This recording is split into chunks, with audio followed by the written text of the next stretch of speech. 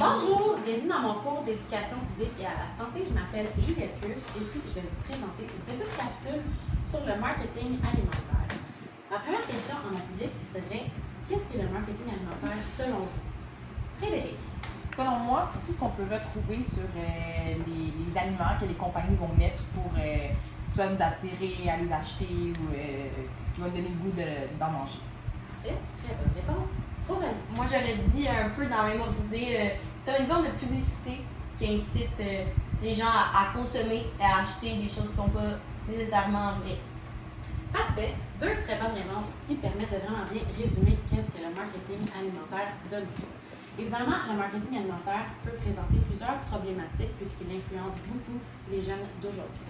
D'ailleurs, une de ces problématiques serait la malnutrition chez les jeunes enfants, puisque ça peut commencer dès un jeune âge. On remarque d'ailleurs une augmentation de l'obésité infantile. C'est donc pourquoi c'est important de sensibiliser dès les élèves du primaire et continuer ensuite par les élèves du secondaire. Le marketing alimentaire peut se présenter de diverses façons, donc par exemple les annonces publicitaires, les publicités sur les réseaux sociaux, les annonces commanditées aussi sur les réseaux, sinon les promotions par les célébrités peuvent être présentées de multiples manières. C'est pourquoi, à mon avis, il est important de sensibiliser les jeunes en faisant des activités à l'intérieur du cours d'éducation physique.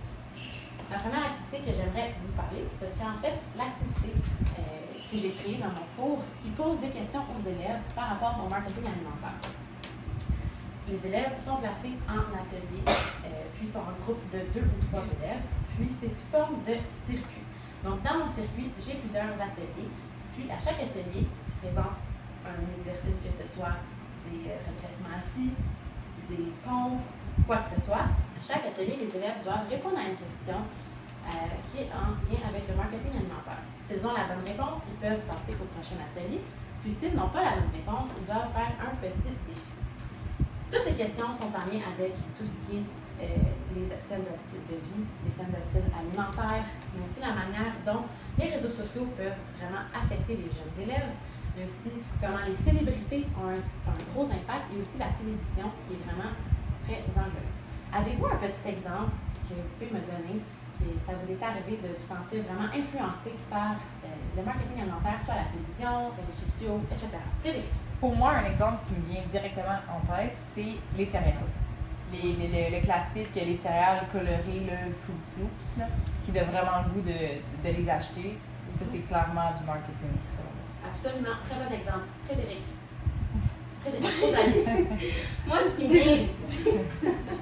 qui me vient en tête, ce serait plus les produits de santé, par exemple les protéines, les poudres de protéines, par exemple au Shop Santé, les greens, tous les suppléments qui sont vantés par exemple par des célébrités avec un corps parfait, des bonnes habitudes de vie, comme si chaque fois que tu prennes ça, t'allais devenir... Absolument.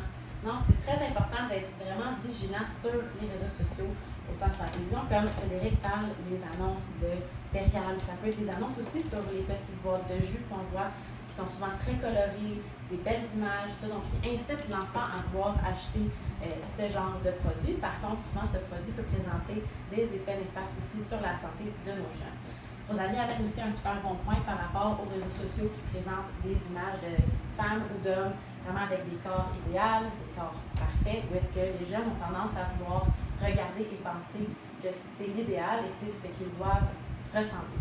Par contre, c'est important de savoir ce qui est bon pour soi-même et c'est pour ça qu'il est important d'éduquer nos jeunes enfants par rapport à ce sujet pour qu'ils sachent ce qui est important pour eux, ce qu'eux ils ont besoin et qu'ils doivent être très vigilants sur ce qu'ils voient autour de eux.